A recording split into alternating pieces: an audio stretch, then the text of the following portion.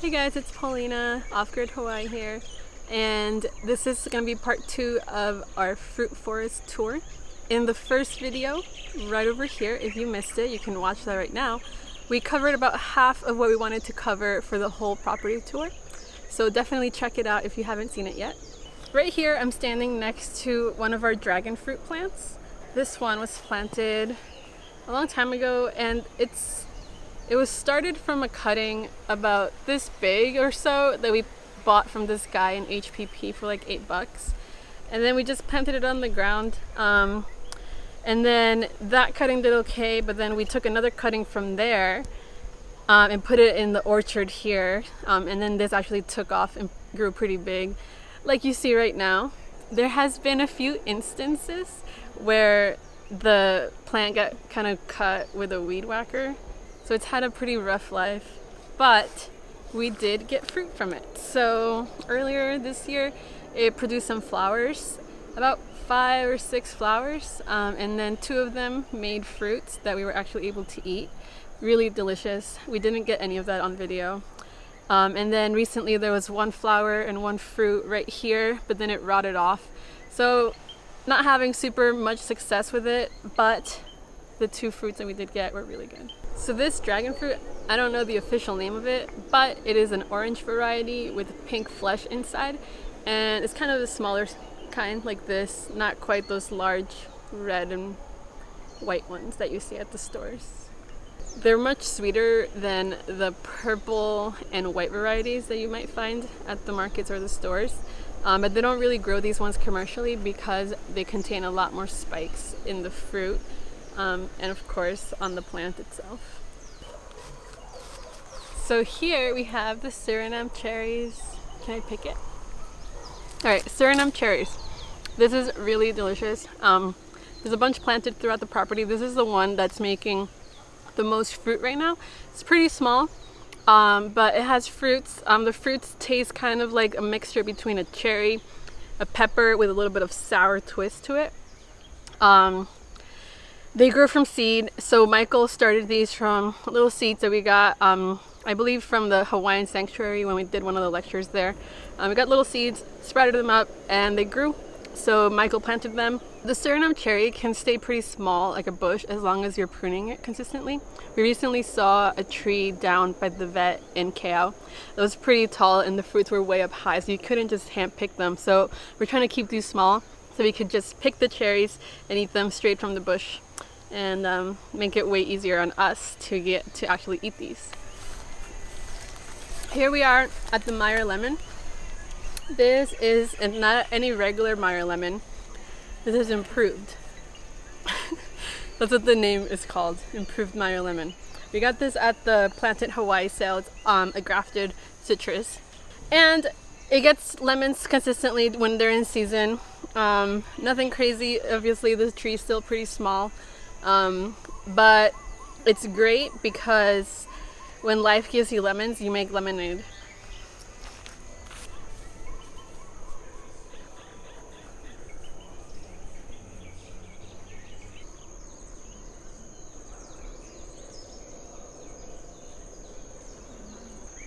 So right behind me is our Keat mango tree. It is the only grafted mango tree we have, mainly because mangoes don't do really well on this side of the island because it's so wet. The guy who sold it to me, he said if you're gonna get any mango, you might as well get the Keat. And there's other ones like Brooks Late and maybe Raposa that may have a chance, but we're not expecting this to produce fruit every year, but maybe once every 5 years. And you know, when it does produce, maybe it'll produce a lot, so that'll be really good. Keat is actually one of my favorite mangoes anyway, so it's a good thing that one does semi-okay on this side. But hopefully we do get fruit because it is one of our favorite fruits, mango. So we do have 2 other mangoes here, one of which is supposedly a rainproof variety, comes from Indonesia, I think. The other types of mangoes on the island are mainly all South Indian, and they need a dry spell. This one, I believe, comes from Indonesia, and they have a different rain tolerance. So hopefully that one produces fruit more regularly than this one. But So right here we have an example of one of our mulch crops. It's a Mexican sunflower. We have stuff like this planted all over the property, and that's well, this one also attracts bees and stuff with the flowers, but most of them are used as mulch crops, so we cut them and feed them to our fruit trees. We also have perennial peanut growing all over the ground, which is a nitrogen fixer. I don't want to get too much into that right now because I want to make a whole separate video about companion plants. But a couple of the ones I recently got were this Mexican sunflower. I got from 2 cuttings from a friend, Alva. Thank you if you're watching. But with those 2 cuttings, I've already multiplied the amount that we have because one plant has already produced enough cuttings to start 20 more.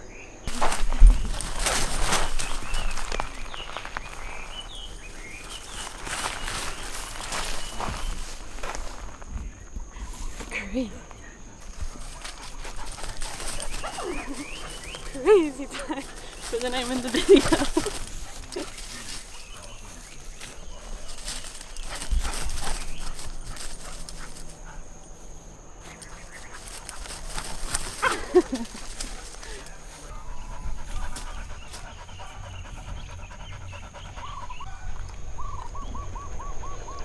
So now we're going to move into the back part of the property, and there's trees that we planted there intentionally, same orchard kind of style, different types of trees. So this part we haven't quite maintained recently because Michael is doing this thing where he's taking every section of the orchard and letting it kind of overgrow with grass and weeds and stuff, and then cutting it all down and then taking care of those trees and then move on to the next section the following month. So you'll notice behind me there's a lot of grass. So what we're gonna see is a lot of trees with a lot of grass growing tall around them, and we're gonna check them out.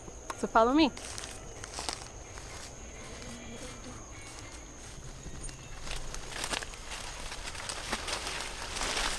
All right, so here we have the Fujikawa avocado, one of 5 grafted avocados that we have planted here. Blue? No. So Fujikawa avocados taste really good. This is actually the first one that has produced a fruit that we are letting stay on the tree. And it's right here. This has been on the tree for a very long time. It's definitely not ready to pick yet, so we're just waiting on it. We're gonna see what happens and taste it. It's gonna be pretty good, I'm sure. But avocados, so those avocados are our favorite fatty fruit, probably the only fatty fruit there is, but it's one of our favorite things. Hashtag Kotezi. This avocado is pretty clean though, I'm not gonna lie.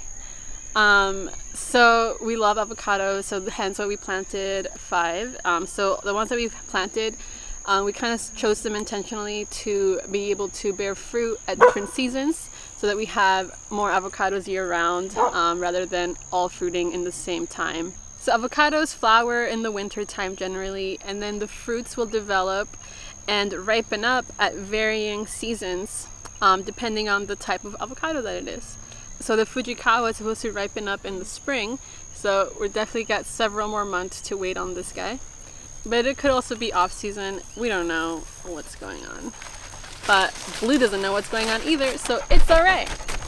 So the avocados that we have planted are the Fujikawa, the Yamagata, the Beardsley, the Charwell, and the Malama. Our Charwell avocado is the one that has grown the biggest so far. It's kind of like this very interesting looking tree. It has very low limbs, but it's gotten very tall. And Charwell is definitely one of our favorite varieties of avocados to eat. And those should be bearing fruits in the winter time. Right now there's no flowers, no fruits on it. So Michael thinks that it's going to produce some really yummy fruit next year. So hopefully that's true, and we will definitely wait and see how that goes. Gonna be ready to go. Doggy. Hey, don't bite me. Doggy's gonna be ready to die.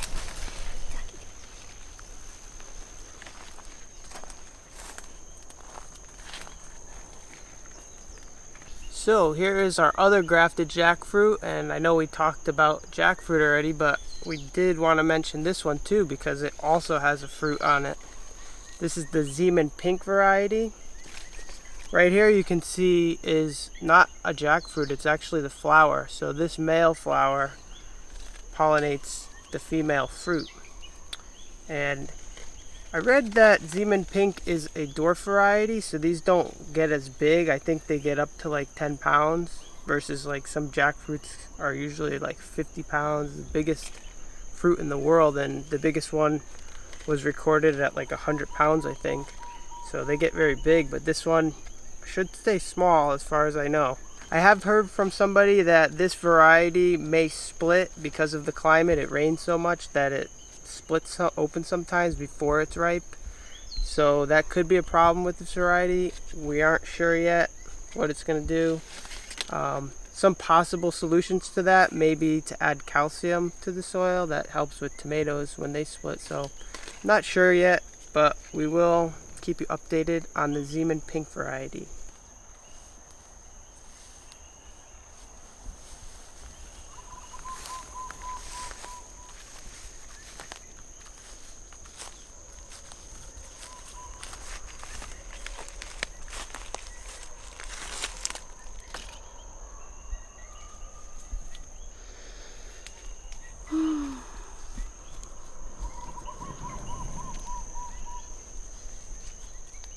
Alright, so here we have our white Indonesian guava tree. It is located right next to our Ruby X Supreme guava tree. So these are named varieties of guavas. This one, or both of them are actually producing right now. They're in season. The white Indonesian is making a little bit more than the Ruby X Supreme right now, but these are so good. You pick them right off the tree and you can just eat them like this.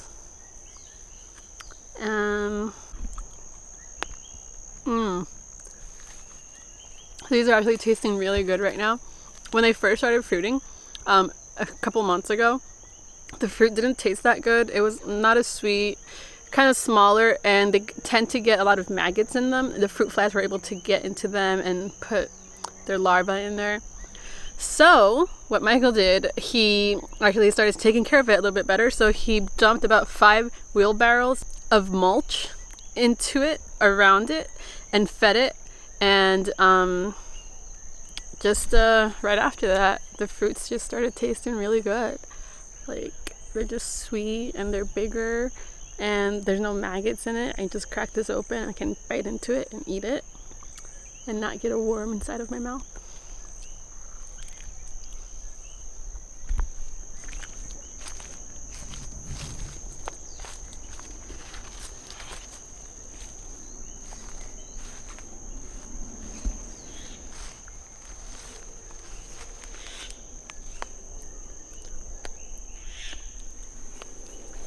I think we're the same height.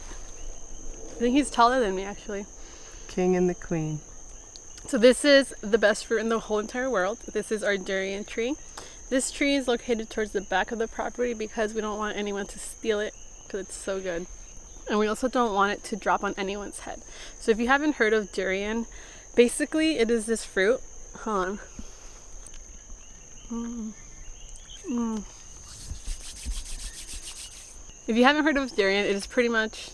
No, if you haven't heard of durian, durian is the best fruit in the whole entire world, hands down, in terms of its flavor and how delicious it makes you feel. So it grows to about this big, or even larger, kind of varies, but basically it is comprised of an outer shell that is all spiky, like woody spikes that can fall on you and kill you. You tear it open and inside is this yellow custardy pods of delicious goodness that you stick into your mouth and you go into this euphoric bliss. Tastes like vanilla cream onion pudding with strawberry cheesecake undertones. It's amazing. Michael bought this durian from this lady named Pam that sells really good durians at the farmer's market. Possibly a cob variety. I'm hearing intel from Michael saying that possibly it's a cob variety of durian. But yeah, so it's been growing since 2016. Since the very start of 2016, from the pot, transferred to here, and it's not growing super fast, but it is getting much bigger. We had another one that was started same exact time, planted right back there. That one didn't make it, but this one is thriving, I would say. It looks pretty good. So we have this durian here, and then we have another one just behind me, which was also planted from a seedling. This seedling came from a magical friend, and that one's looking really good as well. Right here we have a very special tree to me. It's more like a bush. They grow into trees, but you usually want to keep them small because these fruits have to be hand picked. They are tiny mulberries. And the reason it's special to me is because these grow wild in Connecticut. I really like the mulberries because they're like super easy to propagate. You could basically take a branch, a cutting, and stick it in the ground and it'll start a new one. Even with very little care too. I've put them in the ground there, like barely any soil, like no mulch, and they somehow produce. Of course, if you feed them, they're going to do way better, so I recommend that. This is something I want to just kind of put all over the property because they have fruit. Like a lot of times out of the year they'll have fruit, so it's something cool to snack on while you're doing work. This one doesn't really have any on it right now, but we're just starting to get some new ones here. I notice usually when you feed them, that's when it kind of triggers them to start producing fruit. So if you want more fruits, feed them more. Yeah, so like I said, it's very special to me, this plant, because on my family's farm back in Connecticut, they had a tree, and when we were young, we used to always pick them and get all full of like just purple because they stain really easily. They get all over your hands, your mouth and stuff. You turn purple, and I could just remember that memory when I see this tree.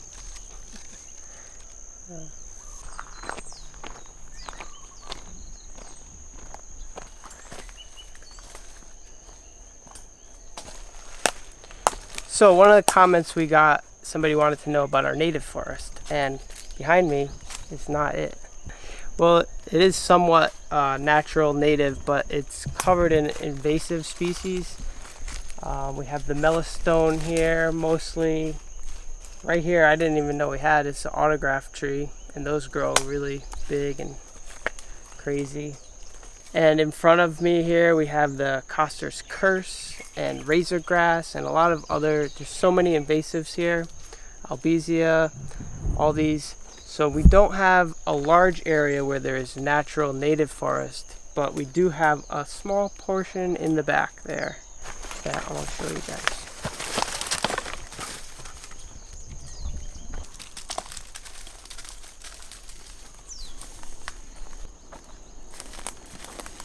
So here we are in the very back of the property, and it's pretty much untouched except for some trails that we built. And the only native species that were on this property that we have are uluhe and ohia. And it still isn't completely native because we have some invasive species here, like the melastone and the bamboo orchid.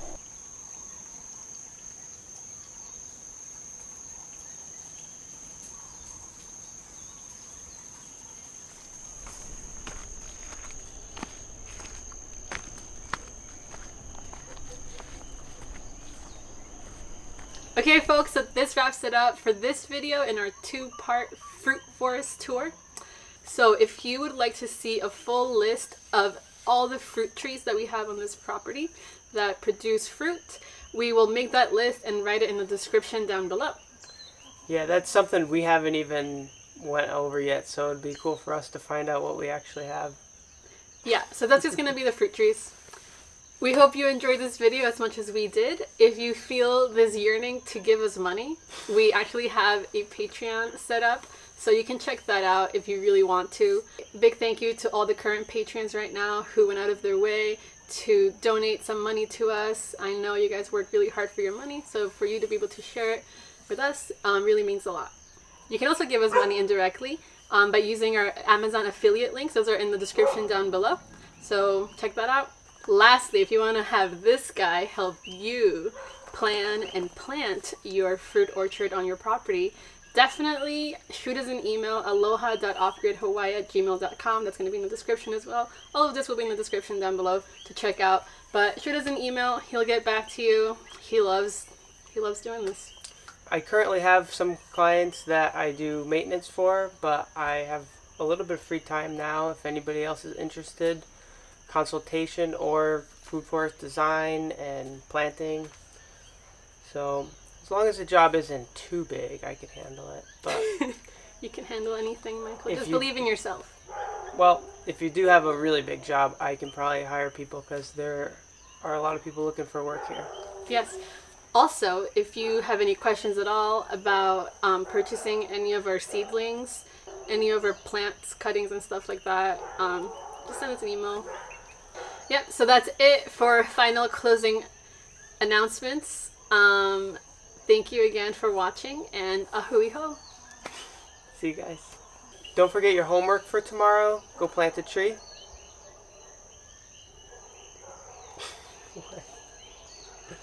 What? I could give homework. When did you say they don't consult me about this new thing that you're having? Well, it's good for people to plant trees, so. And we never discussed it. I'm just kidding.